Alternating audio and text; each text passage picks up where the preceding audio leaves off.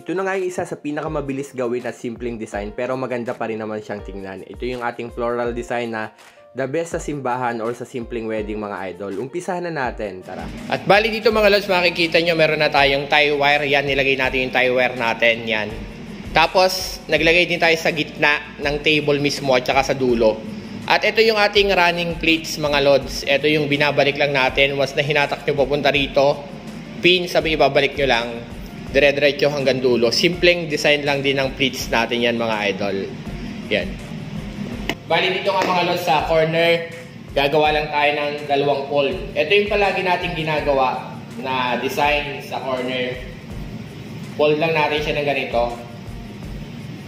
Yan. Tapos tatalian natin siya ng tie wire. Kagaya ng mga video tutorial natin, magpo-fold lang tayo ng dalawa rito sa corner.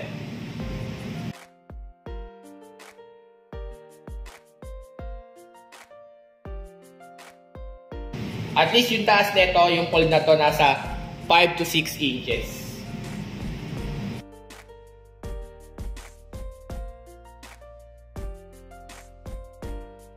Yung sobrang tie wire nyo, pwede nyo siyang iikot ulit sa thumbtacks nyo.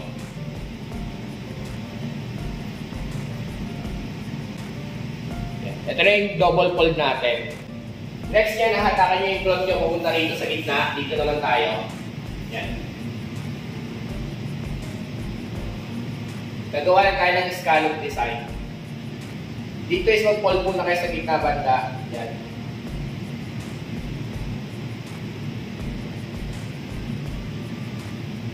Next, dito sa tapat ng tie wire.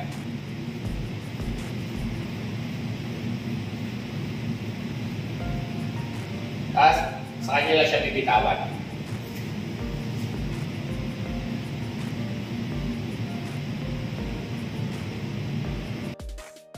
Bale, ito na siya mga lods. Sinali lang natin siya ng tie wire. Yan, pagpasensyahan nyo na medyo lukot yung kulot natin na nagamit ngayon.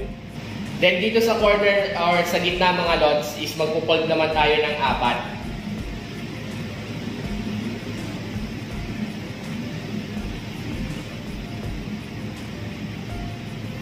Apat lang siya mga lods yan. Fold natin ganito.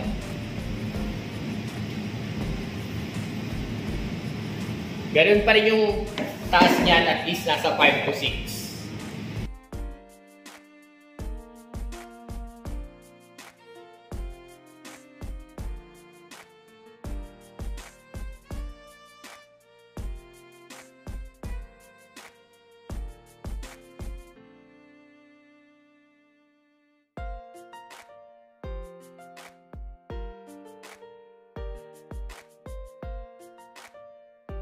Tapos yung sobra, ikot nyo lang ulit sa thumbtacks yung mga lods.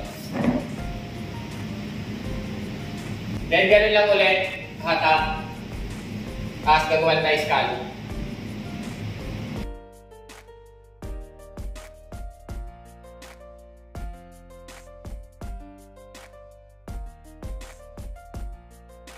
Bali yan ang mga lods yan. Tapos itong scallop design, check nyo na lang kung pantay siya mga idol.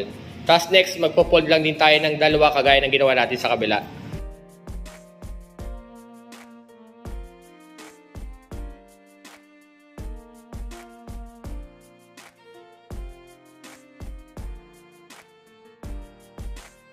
Kasi sobra natin tela, itatago lang natin sa likod.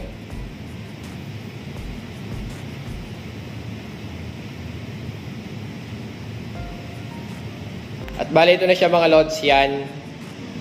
Nagawa na natin yung double folds, 4 na folds, tapos yung double fold doon. Next, bubukahin na natin yan mga idol. Dito is yung kagaya pa rin ng tinuturo natin, yung pabilog na design. Mas maganda kasi yung flower fold na design na to mga lods sa simbahan or kaya sa wedding, sa simpleng wedding lang. Yan.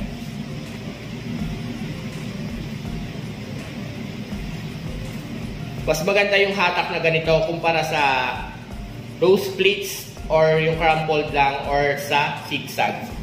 Kasi ito may additional na bulaklak na kagad kahit di ka na mag-add. Yan. Dito na mga lods, ang gagawin lang natin, crumpled lang to. Hahatakin lang natin siya ng diretso. Ang hatakan niya is diretso mga lods. Yan.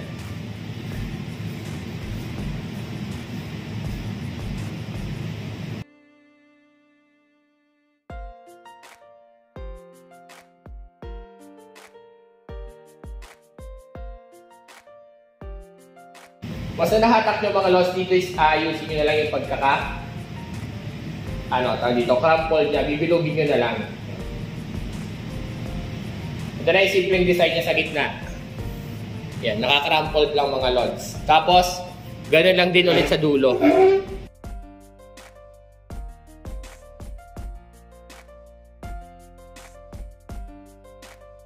At eto na siya mga lods yan. Sinimplihan lang natin.